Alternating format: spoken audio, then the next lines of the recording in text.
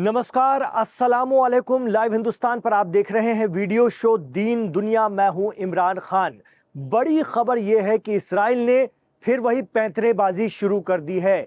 Israel ने बहाना बनाना शुरू कर दिया है गजा में फिर से आक्रामकता का, किसी भी तरह से लोगों पर हमला करने का। ये हम नहीं कह रहे, बल्कि मीडिया रिपोर्ट्स बता रही हैं।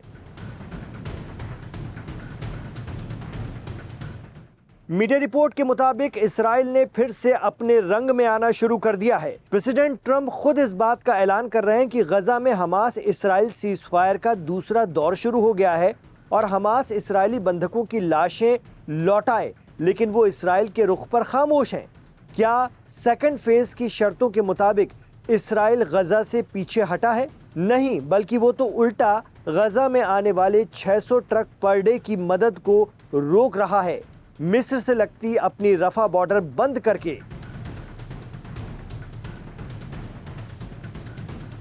इसके लिए भी इसराइल दलील दे रहा है कि हमास बंधकों की लाशें नहीं लौटा रहा है, इसलिए हमने गजा में 600 की जगह 300 ट्रक भेजने का फैसला किया है। मतलब 600 ट्रकों को बॉर्डर पर ही रोक लिया जा रहा है। 600 में से 300 ट्रक जाने दिए जा रहे हैं और 300 को रोक लिया जा रहा है। यानी गजा की इतनी बड़ी आबादी परेशान हो तो हो, लेकिन इसराइल अड़ा रहेगा अपनी शर्त पर। वहीं हमास के जो बयान मीडिया रिपोर्ट के हवाले से आ रहे हैं, उनके मुताबिक इसराइली हमलों में ही मारे गए इसराइली बंधकों की लाशें गजा में ध्वस्त हो चुकी इमारतों के मलबों के नीचे दबी हैं। उन्हें ढूंढने के लिए वक्त चाहिए। जैसे जैसे शव मिलते जाएंगे, इसराइल को सौंप दिए जाएंगे। एक्सपर्ट कहते हैं कि ये बात इसराइल भी अच्छी तरह जानता है कि कई किलोमीटर में फैले मलबे में इसराइली बंधकों की लाशें ढूंढना कोई आसान काम नहीं है, लेकिन क्योंकि उसे गजा में आक्रामकता फिर से बरपानी है, इसलिए वो बहाने तलाश करने लगा है। हाल ही में ये आरोप लगा है कि इसराइल की फौज ने गजा में एक परिवार को इसलिए निशाना बनाया और खत्म कर दिया क्योंकि वो बॉर्डर क्रॉस करके अपने घर की तरफ जाना चाह रहे थे। कहा जा रहा है कि ये फैमिली नॉर्दर्न गजा में अपने घर जाना चाह रही थी। आरोप तो ये भी लग रहा है कि इसराइल किसी भी तरह सीज फायर से बाहर आने की फिराक में है और उसकी हिस्ट्री भी यही रही है। वो प्रेशर में जंगबंदी को राजी तो हो जाता है, लेकिन खुद को जंग से अलग नहीं कर पाता। ज्यादा दूर क्यों जाना, पिछले साल ही हुई इसराइल हिजबुल्लाह जंगबंदी भी इसकी एक मिसाल है। पिछले साल लेबनान में हिजबुल्लाह के साथ जब इसराइल की जबरदस्त जंग चली, तो साउथ लेबनान में जमीन पर उतरकर भी इसराइली फोर्स हिजबुल्लाह को खत्म नहीं कर सकी थी और ना ही साउथ लेबनान का एक भी गांव हासिल कर सकी। हालात ये बने कि इसराइल और लेबनान की सरकार के बीच सीज फायर हुआ। हिजबुल्लाह तंजीम ने भी इस सीज फायर पर हामी भर दी क्योंकि ये सीज फायर लेबनान सरकार के साथ था।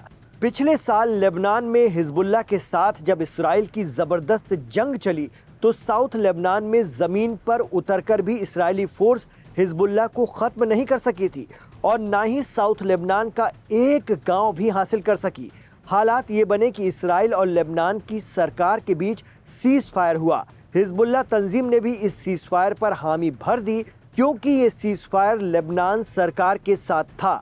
लेकिन इसी दौरान Hezbollah chief Sayyed Hassan Nasrallah पर इसराइल ने अटैक किया और उनकी जान चली गई।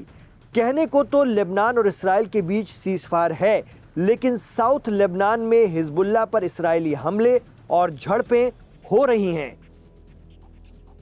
कहा जाता है कि इसी तरह से गजा में भी पिछले सीज फायर का इसराइल ने मान नहीं रखा था।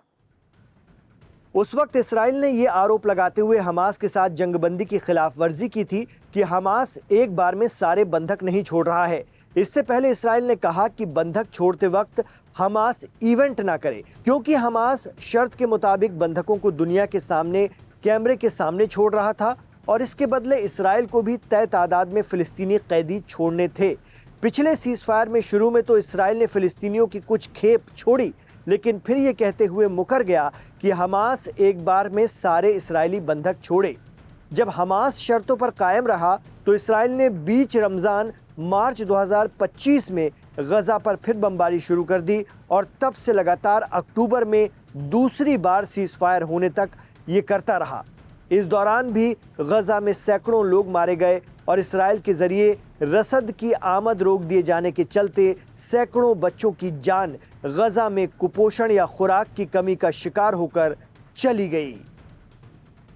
और अब फिर सीज फायर हो गया है, लेकिन आरोप लग रहा है कि इजराइल फिर भी बाज नहीं आ रहा है और अमेरिका खामोशी से ये सब कुछ देख रहा है।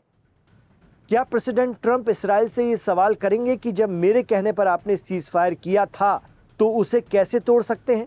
मिस्र में अरब और मुस्लिम मुल्क जो खुद गजा पीस डील का हिस्सा थे अपनी पीठ थपथपा रहे थे, तालियां बजा रहे थे, लेकिन अब इसराइल 600 की जगह 300 ट्रक ही गजा में जाने की इजाजत दे रहा है तो ये मुल्क भी चुप है। मिस्र तो ताकतवर मुल्क है जिसकी रफा बॉर्डर से ही गजा के लोगों के लिए खाना भेजा जा रहा है, वो भी चुप्पी साधे हुए है। वरना पिछले दिनों इसी मिस्र के प्रेसिडेंट अल सीसी ने इसराइल को अपनी ताकत और फौज की धमकियां दी थी। वहीं स्पेन और साउथ अफ्रीका जैसे मुल्क अब भी ये कह रहे हैं कि सिर्फ गजा में सीज फायर से कुछ नहीं होता। उनके मुताबिक गजा में नरसंहार करने वालों को जब तक इंटरनेशनल क्रिमिनल कोर्ट सजा नहीं देता इसका कोई मतलब नहीं रह जाता। वो जोर देकर कहते हैं कि जेनोसाइड का आरोप धुल नहीं जाएगा, वो तो बरकरार रहेगा इसराइल पर। तो इसराइल इस समझौते पर कितने दिनों तक बरकरार रहेगा ये कोई नहीं जानता। एक्सपर्ट तो ये भी कहते हैं कि होस्टेज वापस मिल जाए इसराइल को तो बात खत्म।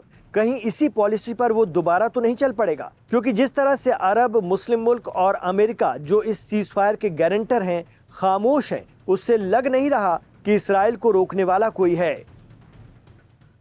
यही वजह रही है कि हमास अब तक हथियार नहीं डाल रहा है। हमास का सीधा, साफ और स्पष्ट लक्ष्य है और वो ये कि आजाद फिलिस्तीन रियासत बनाना। जैसे ही आजाद फिलिस्तीन बनेगा हमास ऑटोमेटिक खत्म हो जाएगा। खत्म ऐसे कि वो इस नए फिलिस्तीन की सेना का हिस्सा बन जाएगा। बकौल सीनियर सहाफी अशरफ जैदी, हमास तब तक हथियार नहीं डालेगा जब तक फिलिस्तीन आजाद नहीं हो जाता। वो बताते हैं कि हमास संगठन बनाया ही इसलिए गया था कि फिलिस्तीन का निर्माण हो और जब भी ऐसा होगा हमास अपने आप खत्म हो जाएगा। दरअसल रेजिस्टेंस बने ही फिलिस्तीन और मस्जिद अक्सा की आज़ादी के लिए है और देर सवेर वो मिलेगी, उनका ऐसा भरोसा है। तब तक हमास शायद ही हथियार डाले। इसराइल की आक्रामकता से सबक लेते हुए हमास भी इस बार फूंक फूंक कर कदम रख रहा है। भले ही उसके पास विकल्प कम है, लेकिन वो जानता है इसराइल का नेचर। एक्सपर्ट कहते हैं कि पीएम नेतन्याहू का भी इस मामले में भरोसा नहीं है। आगे इसराइल में होने वाले इलेक्शन भी हैं और वहां कुछ राइट विंग पार्टियां भी हैं जो लगातार सरकार पर जंग जारी रखने और गजा में हमास के खात्मे का दबाव बनाए रखती हैं। ऐसे में हो सकता है इसराइल में अंदरूनी सियासत और आवाम को संतुष्ट करने के लिए इसराइल फिर सीज फायर को तोड़ दे। आप क्या मानते हैं, हमें कमेंट बॉक्स पर जरूर बताइएगा। क्या इसराइल सीज फायर पर कायम रहेगा या फिर वही अपनी पुरानी साजिश और चाल अपनाते हुए किसी न किसी बहाने के तहत इस सीज फायर को तोड़ देगा, जैसा कि एक्सपर्ट आकलन कर रहे हैं? हमें कमेंट बॉक्स पर जरूर बताइएगा। इमरान खान के साथ आखिर तक कनेक्ट रहने के लिए आपका बहुत शुक्रिया। गुजारिश रहेगी कि इस वीडियो को लाइक कीजिए, ज्यादा से ज्यादा शेयर कीजिए। आपसे हम ये भी कहना चाहेंगे कि हमारे चैनल लाइव हिंदुस्तान को सब्सक्राइब जरूर करते जाइए। अपने दोस्तों और रिश्तेदारों से भी इसे सब्सक्राइब करवाइए। इमरान खान के साथ आखिर तक जुड़ने के लिए आपका बहुत शुक्रिया। अपना ख्याल रखिए, अपनी दुआओं में हमें याद रखिएगा।